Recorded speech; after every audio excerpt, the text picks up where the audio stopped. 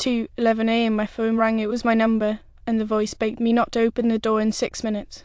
I almost let it go to voicemail because of the caller ID, but the second I answered I heard my own voice hyperventilating. "It's me."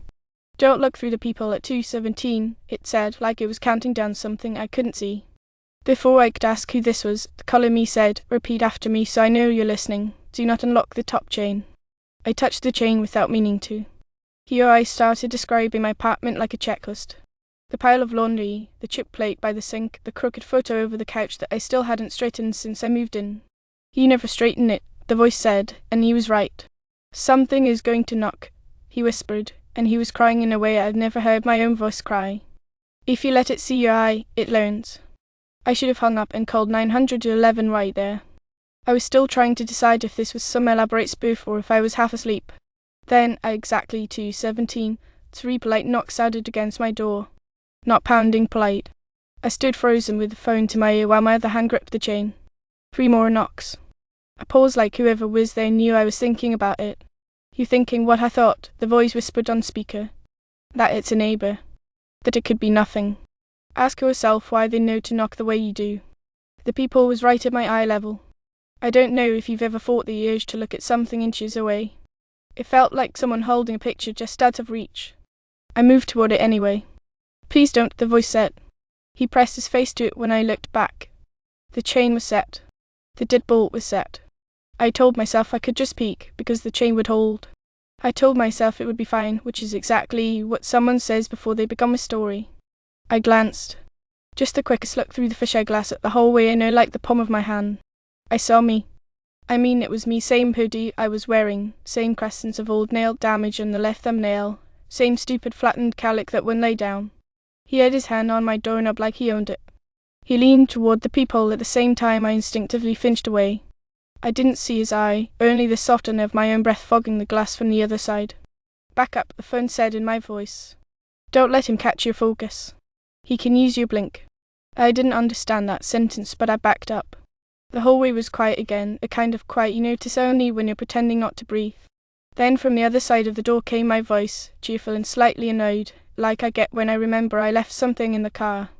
"Hey, can you open for a second? I left my wallet on the counter." The voice on my phone whispered, "He'll scratch the second knuckle on his right hand when he lies." There was a soft rasping sound from the hallway, fingernails against wood. I said, "What's my grandfather's middle name?" and immediately felt stupid because I failed the same question once as a password prompt. "Alan," the whole voice said after a beat too long, which is wrong by 1 letter. He corrected himself instantly, like he'd read my wince through the door. "Alan," he said, smoother. My phone buzzed another call. Building entry system, front door opened at 1 2 The log showed my key fob used the lobby reader an hour ago. I live alone. I scrubbed back through my doorbell camera archives with shaking fingers. The little infrared thumbnail from 1:04 a.m. showed me walking down the hall. I tapped to enlarge and watched myself pass my own door at 1:04, then turn back at 1:05 and go in. In the video, I was carrying grocery bags that I did not remember carrying. In the video, my hoodie had a coffee stain on the cuff I hadn't hid yesterday. In the video, I didn't look left or right. "Don't look at it too long," my phone hissed. He notices. He notices when you remember. Another 3 knocks. The same rhythm I use when I forget my keys, the little pattern my ex used to tease me for. That's what made me swallow hard. Only 3 people know that rhythm and 2 of them are blocked on my phone. My hallway neighbour, Miel, texted right then, "You left a bag in the elevator, bro. You looked rough, you good?" I tied back, "I haven't left." He responded instantly with a blurry photo from his floor cam. It showed me stepping out of the elevator at 1:1, hood up, head down, carrying a paper bag that had a dark wet patch at the bottom. "Ask him what colour your hoodie is," my phone whispered, like we were conspiring against a mirror. I already knew, but I typed it anyway. He wrote back grey. I was wearing grey.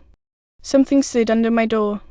Not pushed, slid with a purposeful sort of care, like whoever did it didn't want to scrape the wood. A 4x print photo in a cheap drugstore gloss. It was me sleeping, taken from the doorway of my bedroom. My back was to the camera and my sheet was halfway off my shoulder, the way it always is when the AC kicks on. The timestamp printed in a corner said 12:39 a.m. I put the picture face down on the floor because looking at it made something in my stomach knot up. The phone said that was what broke me. The whole voice said, "Are you seriously ignoring me?" in my petty tone. I whispered, "I'm calling the police," even though I hadn't pressed a single number. My phone, my voice on it said, "He'll be gone by the time they arrive." That's not the timeline that helps you.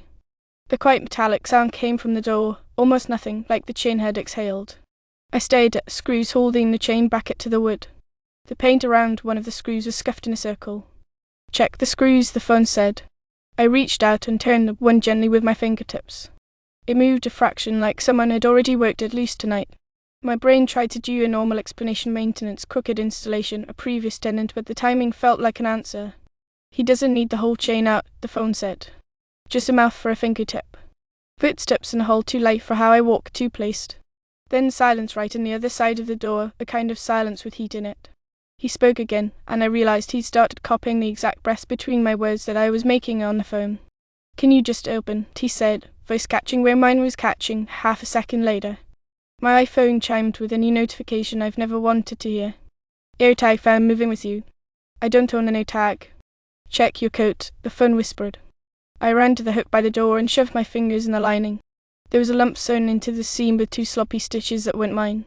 Behind me, in the hallway, my other voice said, delighted like he'd heard the same chime, "Oh, there you are." I grabbed scissors and cut the seam. A white disc tumbled into my palm. When it hit the floor, it made a noise I didn't know AirTags made, a little chirp like a bird that had learned English.